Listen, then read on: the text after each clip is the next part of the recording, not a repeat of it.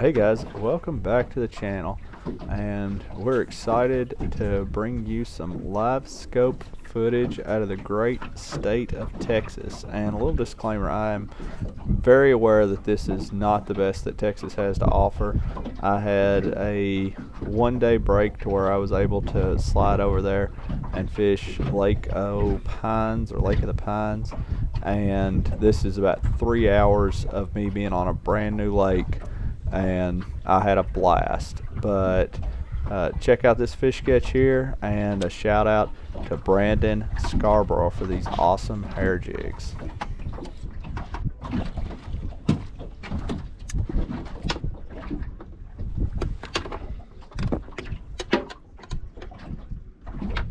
I don't know how well you can hear it because it's got a little bit of breeze, not bad, but on a big lake like this, it's a wide open lake, it can get kind of breezy. But what I'm using is a Bees custom hair jig.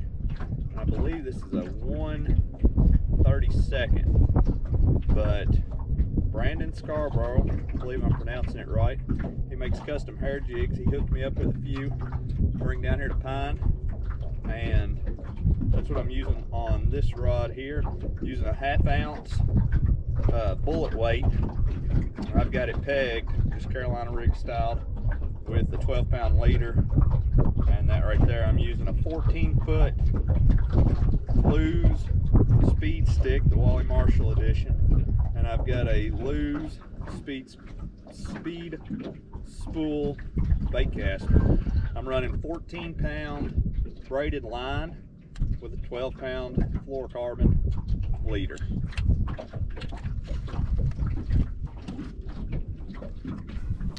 So how I ended up in Texas was I got eliminated from the Wally Marshall Invitational, and I wanted to explore and to get better. That way, hopefully the next time I fish, I don't get eliminated.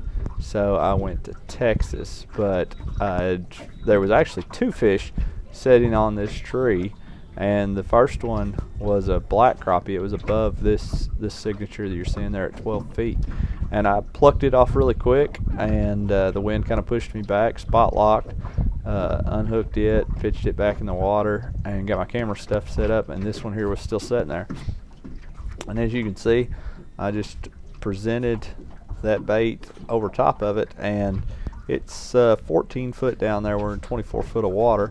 The water clarity, it looked like it was clear, but it did have a little bit of, not really dinge, but there was some color to it. The visibility wasn't as like what we see in Kentucky on Dale, Cumberland Green, stuff like that, but definitely not as bad as what I had seen on the Red River the day before. But as you see, once that fish saw the bait, it come right up there to it, and there's the bite, and there is the fish.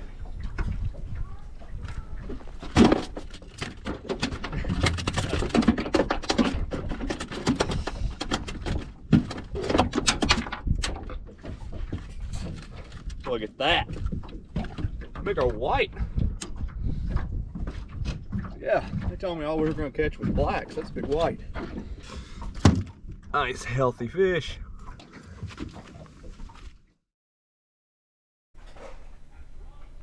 So, before I started filming, I was actually on several brush piles and caught several fish up. And caught a couple that were right there at 1.5 pounds, black crappie.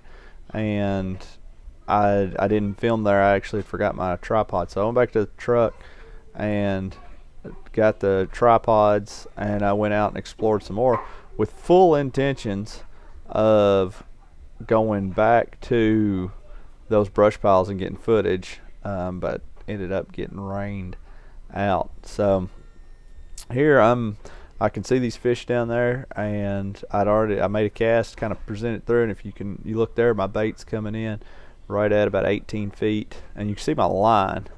I kind of bounced it up there to try to get it, because there's, it's not awful breezy, but there's definitely some wind pushing me. But as you can see, here comes the fish, and we got him. and it's the wrong species. I fully expected that to be a big old crappie, and popped a largemouth there on the custom hair jig, but just having a ball as always out there catching fish. Yeah, get you some of B's custom hair jigs, because they catch everything.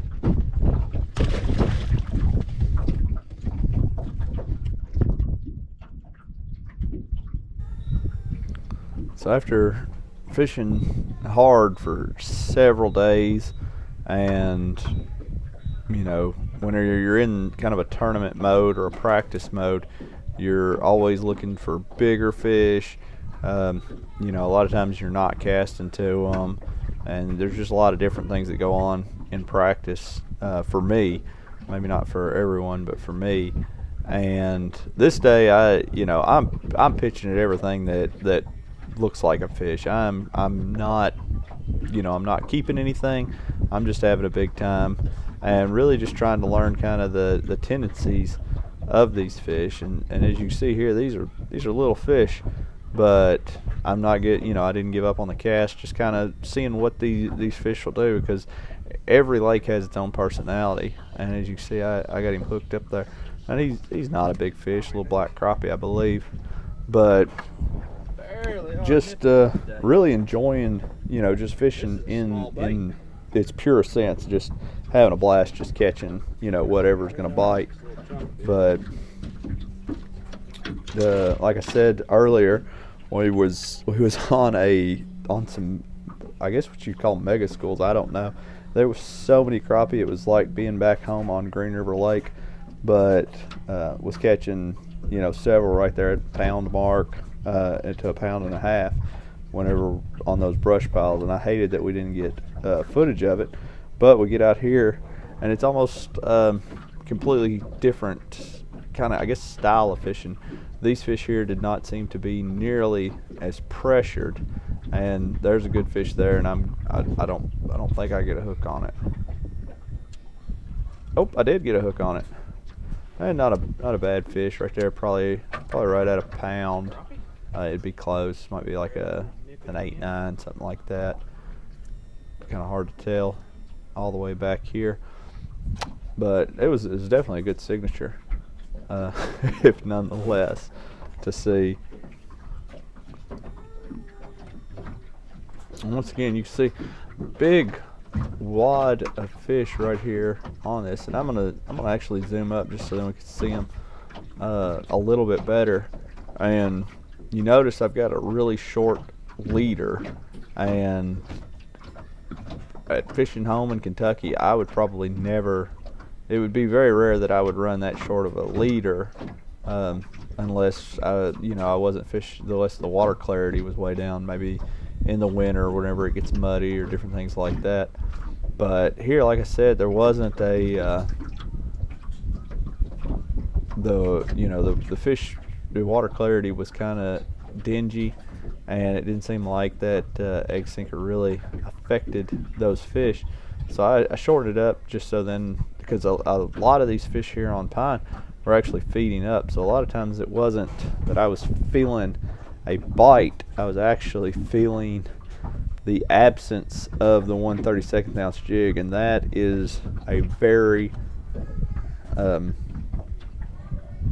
precise type of feeling, because it's easy to feel the absence of maybe an 1/8 or a 1/4 ounce jig, something that has a little bit of weight to it there. But whenever you're feeling the absence of a 1/32 ounce, something bigger. GoPro, stop catch. When you're feeling the absence of the 1/32 ounce under the 1/2 ounce weight, it's you're getting real technical. But just kind of fast forward, show you kind of what I was looking at. Presented to a fish here, come up, didn't eat it, and swam off. Another signature down there. I'm gonna try to present to it. There's something slided in, but of course I'm getting pushed around from the wind, and I spooked it off. And so, and I'm not 100% sure Like I said, I hadn't fished there a whole lot, so the signature, it could have been another small bass. It could have been a crappie, but it could have been a small bass. It kind of looked a little bit long to me, so not really sure. Sometimes they'll fool you. Sometimes you think, oh, it's a big old crappie, and you end up catching it's a bass. Sometimes you think that, oh, it's got to be a bass, and it turns out to be a crappie. But most of the time, you know, looking at these signatures, especially whenever you know, if you practice for an entire week and you're fishing a certain depth of water, you end up kind of getting used to what they exactly look like. Here, I'm in 25 foot of water. This is the first time I'd fished that deep since I'd left Kentucky. When I was in Louisiana, pretty much all of Louisiana, I never fished deeper than 14 feet. But just plucking them off there, and it's refreshing. Those of you that tune into the channel quite a bit, you see a lot of brush pile type of fishing where I'm catching fish off of brush piles and not as much of this standing timber type of fishing. So it's definitely a different look. So these here are probably some of the biggest signatures that I saw in my short 3 hours on pine. You can see them. There's 3 or 4 of them down there, and I started out, I was trying to target the one that was up higher, and I wasn't really getting a good angle on it, but I felt like I could get a good angle on these down here, so I drop it down, and as you can see, I actually bring it over top of that one's head, and now watch as it starts packing my line away. But I set the hook, and I could immediately tell it was a pretty good fish. Now, I would have loved to have attempted to boat flipped this fish, but I was fishing with a 1/32 ounce hook, so it's a small hook. So I went ahead and, just to be on the safe side, reached over and grabbed that net. And if you noticed, you can even go back and look at it, I actually let line out. That way, whenever I brought the tip up high, I would be able to get closer to the net.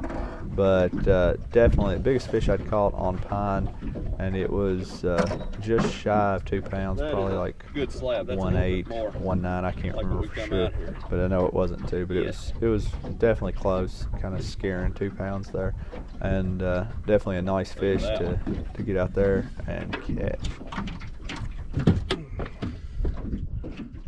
Woo. GoPro, stop catching. And I probably should have stopped with that last fish, but you know, I wasn't getting wet yet, so I couldn't stop. So I was like, well, I'm gonna try another one. So I make another drop, similar area. I don't know that these are the exact same fish that we saw just before. We're not far from it, but of course what I done was, once I got that bigger fish in, I spot locked. And whenever I come off spot lock, I went back to fishing. This was what I could see down there. So sometimes there's specific things you can see with the sand and timber that let you know where you're at.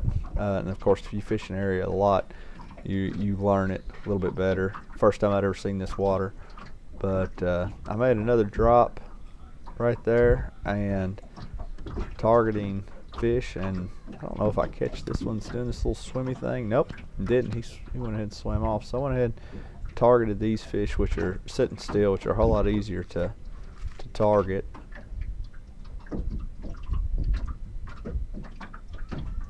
And it's hot, and here he comes. And as you've seen, whenever he bit, he bit up. There wasn't necessarily a what you'd call a feel. You just kind of come up with it. Another good one. Fun.